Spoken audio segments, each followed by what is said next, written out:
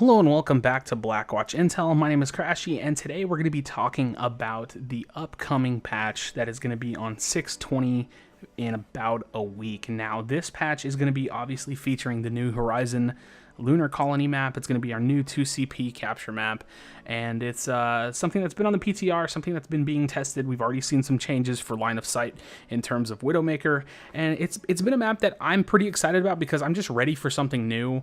And unfortunately, it's not my favorite map in the world. It's, 2CP. It's definitely not the most popular game type in the game, but it's nice to get something fresh. We definitely feel like we're getting closer to a new hero, and it keeps the content feeling fresh, gives more of a cycle going through, and all in all, I'm sure everybody is overall going to enjoy the map and at least kind of mix up what 2CPs you get when you're forced to play 2CP. So it's going to be fun. Now, with that said, one of the developers over at Blizzard actually had this to say on the forums. You can go ahead and take a look at it on the screen. One of the users on the forums asked, did the Reaper McCree Roadhog changes go through, or is that on the 20th as well? And Bill Warnicki, if I'm probably butchering that name as much as possible, he said the new hero balance changes are part of 1.12 patch, which will be released on the 20th. Cheers. So what that means, if you guys remember a while back, it's going to be the changes to Roadhog, which is essentially the nerf to Roadhog, the revamping of healing for Reaper. It's going to be not the 50 health orbs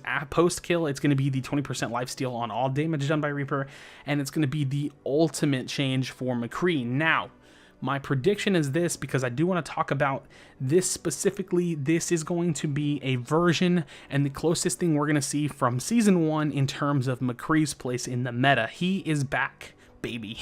McCree is back, and I don't think that he's going to take a strong point in the meta, but I do think he's going to sit very, very forefronted in terms of an audible play. Now, what do I mean by that? He's a go-to pick now for things like Fair Mercy. He's a go-to pick now for potentially running anti-dive. If you want to do some form of death ball meta with Reinhardt, you can run McCree.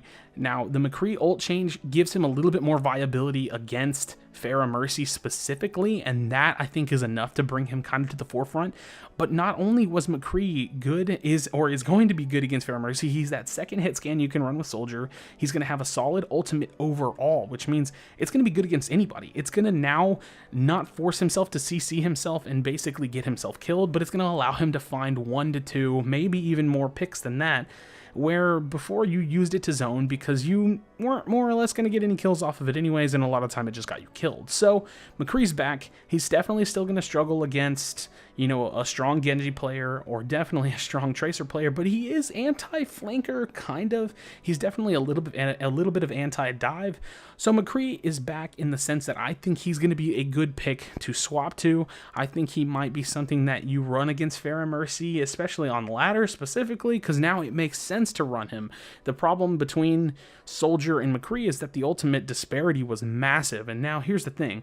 I don't think you play McCree over Soldier still. You just don't, in my opinion. But I think he's definitely a better pick at dealing with Fair Mercy in terms of ultimates if you can pull it off very quickly. And I definitely think he's a great second DPS pick, and I'm really looking forward to his upcoming place in the meta. So now that the McCree side of things is out, I feel totally sad saying this, but I don't care about Roadhog at all. I don't care. He's so stupid to me.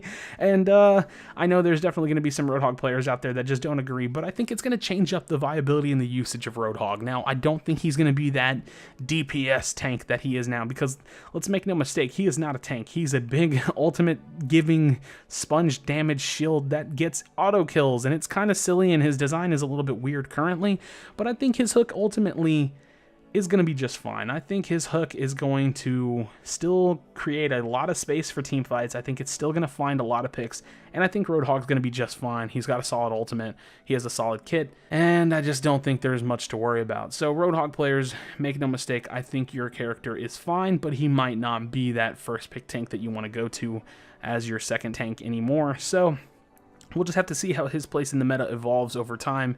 As for Reaper, I really don't expect much change. I definitely think this is better sustained for him in terms of fighting tanks, but that's what he was good at doing anyways, so I really don't think this is going to change up much for Reaper. And overall, I think McCree is getting the strongest change out of this upcoming patch. But we'll wait and see what the patch notes bring for sure.